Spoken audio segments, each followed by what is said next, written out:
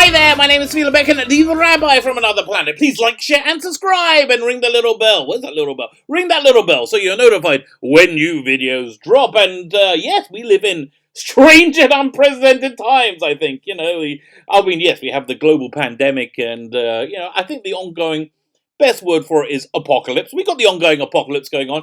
That's something that's taken my attention, but something really important has happened, and I'm not sure, I think Stephen Moffat is throwing quite a bit of shade at Chris Chibnall. Now, I'm going to just show you what I've seen, and you can make your own decision for yourself. But before we get there, if you like if you like me, really, I think that's really what it boils down to. If you like your independent voices here on YouTube, YouTube does favor multinational corporations and give them billions and billions of dollars while they still have them. But yeah, if you like your independent voice here on YouTube, if you could hit that subscribe button, thank you so much. That's so incredibly helpful. I am genuinely grateful. There is a audio Doctor Who adventure in the video notes for you to download by Audio Visuals. It's from the mid-80s, starring Nicholas Briggs. They're really good. Audio Visuals was a fan group. Set up, that eventually became Big Finish. And also I give stuff away each week. The thing we're giving away this week is Breaking Bad, the complete second season. To win it, what you need to do is subscribe to the channel. Subscribing being the very, very important part, and then leave the hashtag I am the one who knocks. When are we giving away? I'm not sure. I'm thinking we're going to start doing Breaking Bad live streams. I'm going to aim for Tuesday. So today is the 22nd. So let's say Tuesday 24th is probably when we're giving away. So get your entries in now. And there's a new thing coming each week. We've got tons of stuff we're giving away. Okay, let's get into this. This is a bit of a weird one. So last night was the 21st of March. And there was, I think, really quite a nice movement that happened, I think, organically from a hashtag on Twitter. Emily Cook, one of the editors, a high-up editor, something important in Doctor Who magazine, had this nice idea that as we're in the apocalypse, as I keep mentioning, as everybody's trapped inside, why don't we do a rewatch together of a particular story?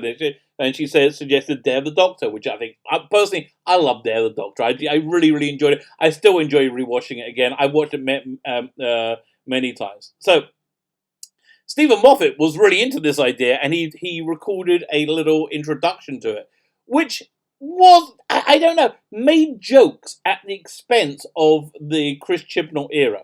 Now, this is something I think has probably been verboten. I think more verboten now than ever before, because it's doing very badly. The Chris Chibnall era has done insanely badly. It's lost most of its audience, and really, most disturbingly, that the final episode, which should have been the biggest episode ever, not only continued the trend of losing audience, but it increased that trend. That's really so. So I think it's strange that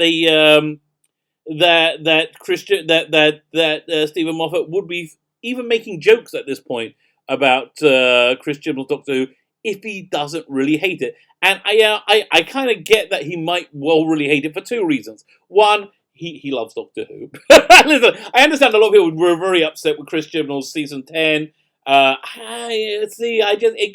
It gave me more pleasure than it gave me more annoyance by a long way. So, and it gave me so much I liked that I just let it go. It's just me. I understand if you can't watch it, you hate it. But me, I really like season 10. But I think he probably stayed too long in the role. But I think I don't doubt his real genuine love of Doctor Who. So that's one reason why you might well hate Chris Chibnall's era. And secondly, Chris Chibnall's era seems to be ripping him off, especially season 12, ripping him off mercilessly and badly. So I can imagine Moffat being upset. So he recorded this. This introduction for Day of the Doctor, and then they put it out on YouTube like half hour before people were supposed to be watching it. So let's just watch this together. And that's the first thing. Then the second thing is Big Finish and Radio Times both sent out a link to a temporary Twitter account that Stephen Moffat set up to talk about Day of the Doctor while it's on. I don't know if this was a genuine account, but I've screenshotted everything, and it seems to be like throwing a lot of shade on. the name spelt wrong. So I really look. Let's talk about when we get there. First, let's look at the introduction, which I really liked. Okay, first you got Dan Starkey does the voice of Strax, and a little Strax doll puppet to and they obviously filmed it in their living room. And he voiced it, but it's very funny. Okay, so I'm not showing the whole thing. It's only 2 minutes long. Go find it. But let's have a look. The Master, as you may have heard, is now a lady. You can tell by the beard. Okay, so that it seems like lots of plausible deniability there. They're just making a fun joke. They're like, I mean, yeah, but maybe it is, maybe it isn't. I don't know. You tell me. Let's see what else he has to say. Now, we are assembled to watch a brand new version of The Day of the Doctor. For the first time, this anniversary special is available to mass audiences in groundbreaking 2D. Those of you wishing to recreate the original 3D experience are advised to develop a mild headache while sticking their fingers in their eyes and muttering, "What was the point in this exactly?" Yeah, I have to tell you, I think he's taking the piss out of himself there. Well, he obviously taking the piss out of himself because I bought the 3D version, and the only thing I could watch it on is I got a PlayStation VR, so you got to put this whole headset on to watch it, and it's okay. It's really unnecessary, but yeah, okay. I was curious. It's not bad in 3D, but it's really on the titles of the opening titles are actually very good in 3D. Let's see how he goes on. As you know, all the original Doctors assembled to make this special episode. Except, of course... Now, you tell me, is he taking piss out of Chris Chibnall and the Timeless Children? That pretty much looks like it to me. I don't think he's happy with it at all. For most of them. Look out for John Hurt's long-awaited return to the role. Also, Billy Piper's long-awaited return to a completely different role. And Tom Baker, at long last, reprising his much-loved character. Who was that supposed to be anyway? So again, I think he's giving himself a lot of plausible deniability because he's taking the piss out of everyone. But most importantly, he's taking the piss out of Chris Chibnall. I think that's verboten. I think Chris Chibnall has a very thin skin and he's not happy about any of this. What he's most not happy about is his version of Doctor Who utterly tanking. So go on. This was the story that changed everything. Unless it didn't. Yeah, and again, that sounds to me very much like a reference to the Timeless Children. The story that changed everything. If anybody bothered to watch it, which most people didn't. It's very unclear. Frankly, the only thing we can be sure of is that the Time Lords are back for good. Yes, I can understand that Moffat will be pissed off. They destroyed the Time Lords, they resurrected the Time, and then straight away they destroy them again. It's just stupid. Yeah, I really think this is clearly Moffat saying, Chibnall's an idiot. Chibnall is an idiot. Because, let's face it, objectively, Chibnall is a freaking idiot. Oh, God. I bet none of this has gone down the way he thought it would, has it? Let's have a look a bit more. Now, here's an interesting thing. Have a look at the credits. Let me see if I can zoom in on it a bit so you can see it more clearly. Yeah, how do I get that? I do this. I'm going to hide my gorgeous face for you. I know it's hard, but you'll hear. Maybe if I go over there. Here we go. There you can see me. So, okay. Strax as himself, funny. Vastra Nev McIntosh. So they had to record that one line. Written by Stephen Moffat. Producer Emily Cook. She's the person who did the whole hashtag. What was it? I'm not sure what the hashtag was, but she was really behind it. Dan Stark, assistant Mr. Strax, very funny. But here's the interesting thing. With thanks to Brian Minchin. Brian Minchin was the producer of Doctor Who from Day of the Doctor to Twice Upon a Time. Peter Ware, who I remember him from Time Team. I don't know how he's connected with any of it, but he is. And Doctor Who magazine. So I find that all interesting. So then, okay, fine. You know what? You could say that's good-natured ribbing. You could. And then you saw this. So this was the account that was linked to by Big Finish and Radio Times. I think linked to by mistake. So let me see here. Do I have the... the account is at Stephen M 168383738. So go and see for yourself if it's still up there. But let's look at these tweets, which are freaking interesting. If you don't mind me saying, let me zoom in a bit. Can we see him? Yeah. And it's just taking the piss out the time, out the Chibnall era, all the way through. So we have this tweet. We have pin tweet at the top. Strax is a timeless child. It seems to be taking the piss out of it to me. Please announce Tom Baker's nose is canon. I wrote the script with at Stephen W. Moffat. That's his real, his main account. And on the other side of the table were two versions of Mark Gatiss. Again, seems to be taking a royal piss out of Christian. So here's the next one, which I thought was a bit wacky. If I got to the end and we hadn't made Chris Chibnall cry, it would trigger a detonator that would destroy the Doctor Who experience. I don't even know what that freaking means. It doesn't sound like a compliment to me. It just doesn't sound complimentary. I was confused when Murray insisted on me signing the Dalek theme, but I think it worked. I have no idea. No clue what he's talking about. Okay, carry on. Let's have a look more.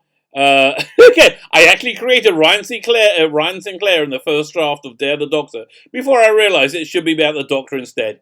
I think that's throwing a lot of shade at Chris Chibnall. I really think that is. I mean, I don't know how you can say it's not doing that, but I think it is. The Morbius Doctors are actually incarnations of Stephen Moffat, spelled correctly. Again, look how it's spelled. PHNMOFFIT. Okay, I've never heard of Russell T Davies. The Dare of the Doctor is based on a true story. Twice Upon a Time, it's autobiographical. Okay, here's another one. In 2015, I decided I'd written enough Doctor Who. I took Chris Chibnall to the Blue Box Cafe and silently handed him the TARDIS keys and Scovox Blitzer action figure. He wept a single tear, then evicted me. Then had me evicted. That does sound like it might be reality. I don't. Make your own mind up. I wanted to bring back Captain Jack, but the face of Bo was busy filming I Do Anything. Peter Davison is Colin Baker's grandfather. So that I think that's all the tweets that are made on it. Is that a real account? Again, this was the account linked to by Big Finish and Radio Times. It seems to me that Moffat doesn't like. If this is Moffat, I think this is Moffat again giving himself believable deniability. Giving himself credible deniability. First thing he's saying, look, it was a joke. It's all just a joke. And this Twitter account, weird spelt naming guy. Don't know anything about it. I don't know. But I think I think it's kind of like this. Michael Jackson. You remember Michael Jackson before his life went on a major downward spiral. And was his last album? I can't remember what it is, but he had a line in it saying "Don't Jew me." Okay, it was like some anti-Semitic line, and he said he meant it to be one thing, but he took the line out of the song. I wish I could remember. It's always good to do a bit of research and thinking before you make a video, which I never freaking do. Okay, so yeah. Well, I think that I think just putting it in there and then taking it out did the trick because it gave him plausible deniability. He said, I meant this, but I see it's offensive, so I take it out. But the people who agree with that, they go, you see, Michael's down with us. So I think this is the same thing. I think Stephen Moffat is saying to the fandom, I think the Stephen Moffat is saying to fandom in general, yeah, I'm down with you. The Timeless Child was freaking awful. It was a franchise destroying mistake. I hope it's not going to be one. I honestly, I think this whole global pandemic thing that we got going on might well be an excuse for a lot of corporations to cancel things that are losing them lots and lots of money, like Star Trek Discovery. I don't know if the Chinese media company is going to have the money to help finance Doctor Who season 13. I don't know if HBO Max is going to have the money. I don't know what's going to happen.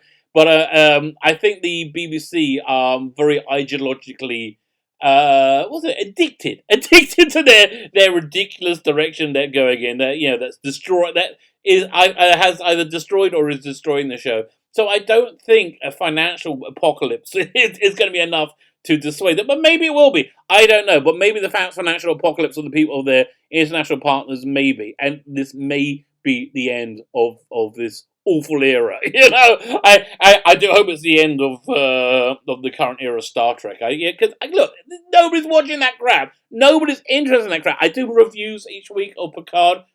Hardly anybody watches them. I'm supposed to do live streams talking about them, and honestly, I just don't care. I don't care enough about it to actually want to do a stream about it. I mean, I've just missed 2 weeks in a row because I just don't think anybody cares. You know, so I think CBS, if they're able to survive, which they're probably not, the merger with Viacom is now off the table. If they're able to survive, I think this is a great way for them to get off the Alex Kurtzman Star Trek train. I don't know if the BBC want to get off the Chris Chibnall Doctor Who train, but you know what? I think Stephen Moffat really wants to be on board with Chris Chibnall. I think he wants to really enjoy what he's doing. But I think this has just all been a step too far for him. And now Stephen Moffat feels like a schmuck. That's what I think is going on. I think he feels like a schmuck. He feels exactly like I did when I was on board for Jodie Whittaker before she started. And then that first episode, I was like, yeah, okay, nothing bad. I can live with that. Second episode, I quite liked. Second episode, I thought was okay. Third episode was Rosa. I'm like, a bit of gender, but I can let one. Yeah, I can let it go. It wasn't too in your face. Then we had Arachnids in the UK, perhaps one of the worst episodes ever. Even then, I was still like, I love Doctor Who so much. I was on the fence. Like, yeah, everybody can have a bad episode. But then when we hit the Tsunangra conundrum, which had no conundrum whatsoever, had some stupid Lilo and Stitch space monkey eating a ship. Oh god, it was so stupid.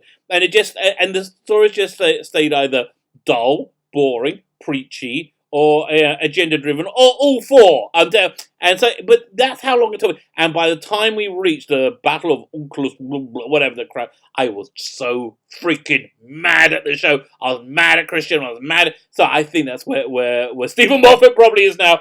And you know what? I think that's what's going on with all this. You let me know what you think, because this was all really weird. This was strange.